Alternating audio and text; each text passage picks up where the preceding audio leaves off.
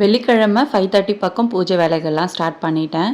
ஒரு 6 மணிக்கு மேலே விளக்கேற்றிக்கலாம் அப்படின்னு சொல்லிட்டு தான் வாசல்ல இருந்து பார்த்தீங்கன்னா மஞ்சள் குங்குமம் இது எல்லாமே வச்சுட்டு வந்தாச்சு. அதுக்கப்புறமா வெளியில் வந்து விளக்கெல்லாம் ஏற்றிட்டு பூஜை ரூம்லேயும் வந்து விளக்கேற்றிடலாம் அப்படின்னு சொல்லிட்டு ஃபஸ்ட்டு வந்து பூ எல்லாமே மாற்றி வச்சுட்டேன். வெள்ளிக்கிழமைகள்லையும் செவ்வாய்க்கிழமைகள்லையும் நான் வந்து முக்கியமாக ஃபாலோ பண்ணுறது என்ன அப்படின்னா, வெளியில் வந்து ஒரு உருளி வச்சுருக்கோம் நம்ம, அதே மாதிரி பூஜை ரூம்லேயும் ஒரு உருளி வச்சுருக்கேன். 2 உருளிலையுமே பூ மாற்றும் போது அந்த தண்ணியில் கொஞ்சமாக ஜவ்வாது பச்சை கற்பூரம் இந்த மாதிரி வாசனையான பொருட்களை ஆட் பண்ணிவிட்டு அதுக்கப்புறமா பூ வச்சோம் அப்படின்னா ஒரு தடவையும் நம்ம பூஜை ரூம் கதவை திறக்கும் போது அவ்வளோ ஒரு தெய்வீகமாக இருக்கும்.